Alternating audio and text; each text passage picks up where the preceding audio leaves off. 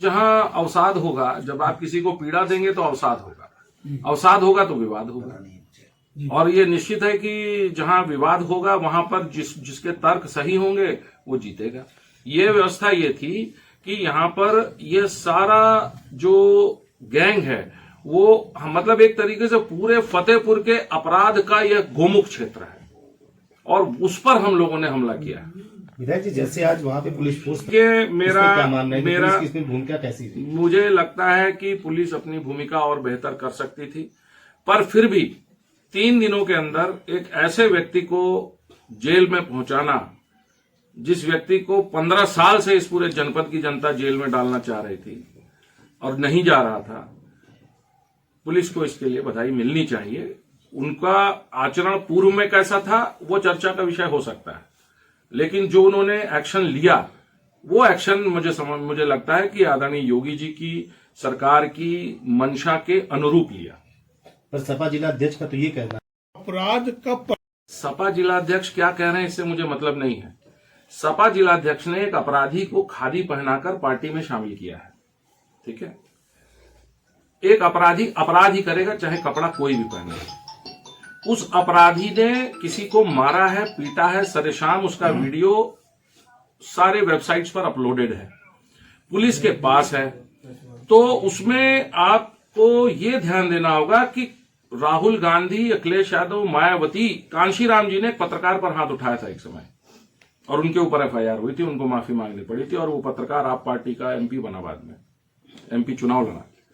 तो आशुतोष, मेरा कहने का तात्पर्य यह है कि किसी भी कितने भी पद पर बड़े बैठे हुए आदमी को और विशेषकर बड़े पद पर बैठे हुए आदमी को यह हक नहीं है कि वो किसी भी दूसरी पार्टी के व्यक्ति को द्वेषवश, पार्टी के द्वेषवश उस पर हाथ उठाए, उसको मारे, उसके ऊपर जानलेवा हमला करे। और अभी सौंदर्यीकरण के पीछे जितनी कालिक है वो सारी निकाल के दूंगा और जो लोग दिल से काले हों वो शहर का सौंदर्यीकरण नहीं करा सकते। विधायक जी, जैसे कि बताया जा रहा है कि गैंग है इनका और ये है, तो इतनी लेट कार्रवाई होने के लिए क्या प्रशासन जिम्मेदार है, जिला प्रशासन? निश्चित तौर पर जिला प्रशासन में एसपी, डीएम एक पद है, एक संस्था है, उस पर कोई भी आता रहा हो, लगातार उन लोगों ने इन विषयों की अनदेखी की है जो आज सारे विषय उभर कर आ रहे हैं।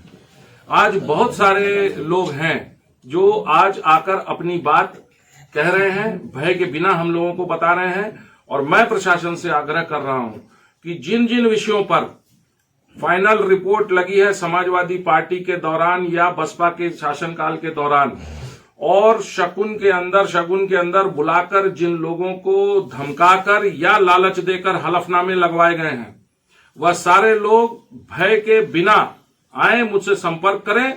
अगर इन्वेस्टिगेशन उनके साथ गलत हुआ है और उसमें कोई भी गलती पाई गई है तो वो केस दोबारा खुलेंगे। तो कार्रवाई करने का क्या उसमें रीजन निकल करके आ रहा है कि इस समय अब आप क्यों? क्योंकि केस एक नहीं है ना, एक केस था मारने का, एक केस है तालाब का, एक केस है डॉक्टरों को मारने का, एक केस है हमारे सभासद को गाली देने का और धमकाने का। ये सब भिन्न भिन्न केस हैं और उसके पहले के 25 केस हैं जिनके अंदर हलफनामे लगवाकर, एफआईआर लगवाकर, बल्कि मेरी जानकारी के अनुसार फर्जी लोग खड़े करके हलफनामे लगवाकर केसेस कोर्ट में खत्म कराए गए हैं। तो क्या इनकी प्रॉपर्टियों को क्या आगे क्या किया है? अब आप देखते जाइए, भी कुछ कह नहीं पाऊंगा, लेकिन किसी व्यक्ति का अगर इनके कारण आर्थिक क्षति हुई होगी, किसी भी एक भी व्यक्ति की, तो आर्थिक क्षति इनकी प्रॉपर्टी से पूर्ण की जाएगी। जैसा कि क्या गिरफ्तारी हो गई, इसके बाद जो भी और भी मामले हैं ये चलते रहेंगे या क्यों नहीं चलेंगे?